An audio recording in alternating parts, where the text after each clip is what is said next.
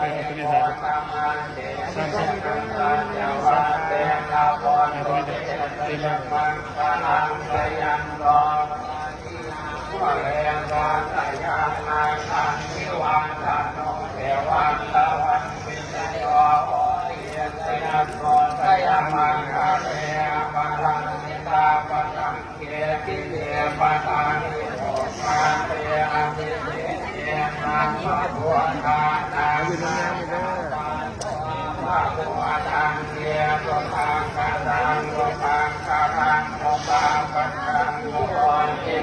ทุกนาตอนทุกโม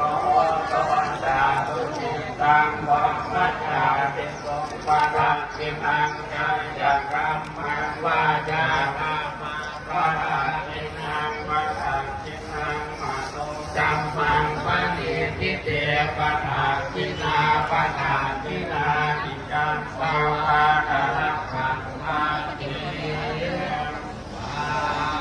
อาเจ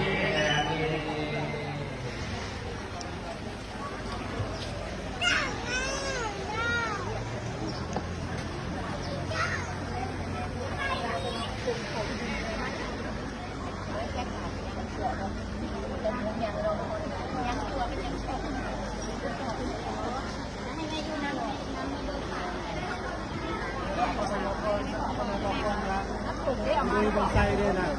ยกขึ้นข้างยูเอาไปไหน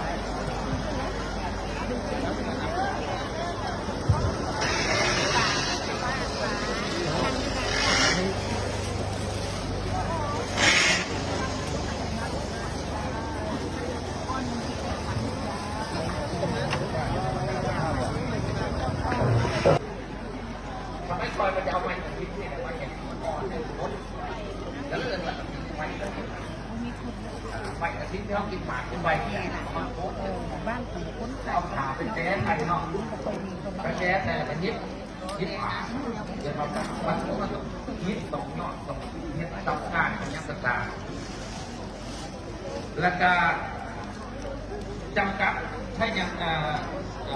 จำกัดเรื่องผ้าใช่ยังผ้าก็คือผ้าที่จะถวายจะต้องถึงต้องตามลักษณะตามพระธรรมวินัย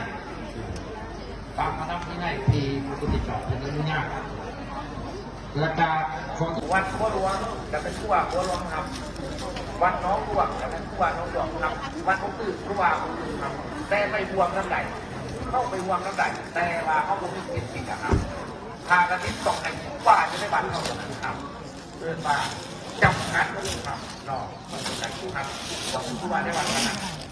ดจำกัดได้ว่าก็คือวันหนึ่งจำกัดการ